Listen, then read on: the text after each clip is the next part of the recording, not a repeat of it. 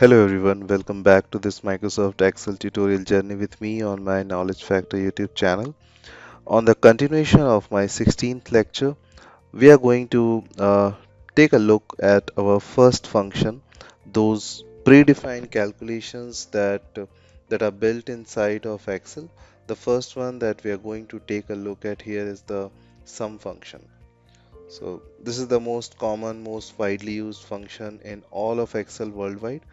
Now, I'm back to the Excel file which we are working earlier in the last sessions.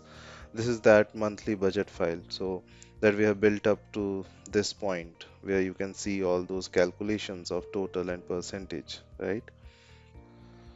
We started out with just some basic arithmetic style calculations. For example, if I go to B9, which is my total for January, I give that 1650 a double click, right? And this open up my formula.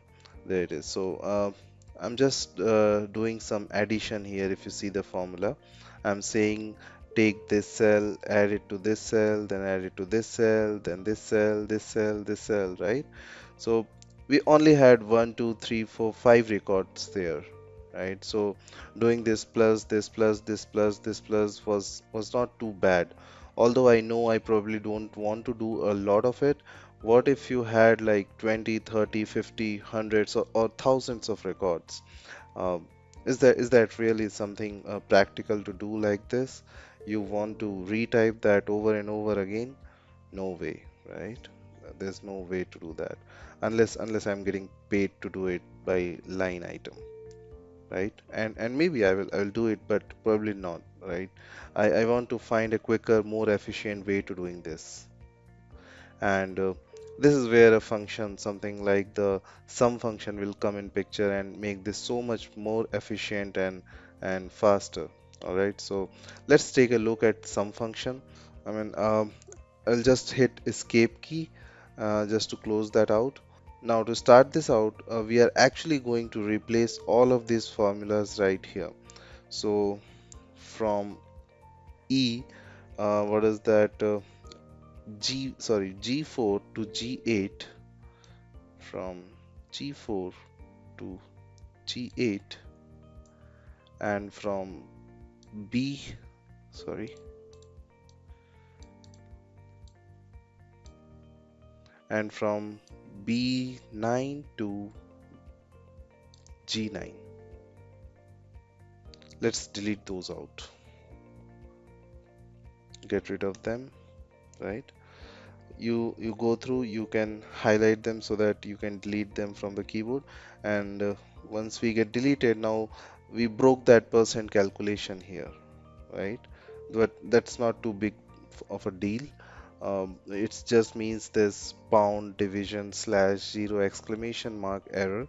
So this is your divide by zero error, and mathematically you can't divide by zero because we have no numbers here. It's given us that error, so no problem, it will come back, but we just go to fill out the calculations now, right? So here comes the sum function.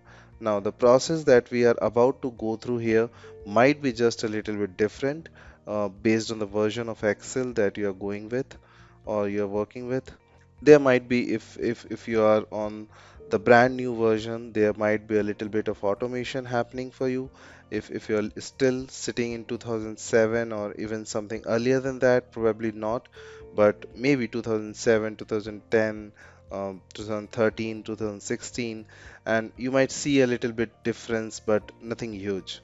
And I will talk about a difference here, nothing huge. So I'm inside here B9, and I just want to sum up this range of cells from B4 to B8, right, in B9. Now the first time we use this one, we are going to go through the formulas tab here, and we are going to find the sum function. So now some of you watching this might be familiar with a shortcut that you could use, or even a keyboard shortcut, one button press that would do all this for you. Now, if you're familiar with the shortcut, you're familiar with AutoSum, just hold off for a moment. We are building some key blocks here, some key building blocks. that's going to help us as we get into more and more advanced topics. So hold off on the shortcut for a moment. We are going to come back to it. All right. So I'm in B9 right now, and I'm going to go to my formulas tab here, and we got this function library. The function library contains all these books, right? And these might be a little bit different compared to a earlier version. The buttons just look a little bit different, but for the most part, it's the same thing. I'm going to go to the maths and trig. I'm going to go ahead, click on there. You're going to get a list of all these math related built-in functions. Remember predefined functions that are going to do the calculations for you based on input argument that we give it. So I'm going to scroll down and I'm going to find the S's. So here the S's come. There it is, and I'm going to find a sum. So here it is. This is just a plain old sum. I'll give that a click, and this is going to open up the function argument window that we saw in the prior lecture, right? Now, here's what it might be a little bit different compared to the earlier version, depending on what you're using. Here, all I did was formulas, math, and trig, grab the sum, open up the window for me, and it's already populated B4 through B8, right? There's my 1650, here the result, right? You can see the result over here. Formula result, and I'm done. I could just hit OK and call it good. I can see 1650 as a result here, right? Well, again, it sounds pretty smart, and they continually improve it with each new iteration. Excel gets better and better, and it gets smarter and smarter. But pretty soon, Excel is going to, I think, take over the world. It's going to able to do so much more. It just automates the experience. Well, if you are on an earlier version, you may not have gotten the default range of cells in there. So I'm just going to delete them out of there, and I got rid of what's the number one, B4 through B8. I'll just click here, go to formulas, math and trig, sum.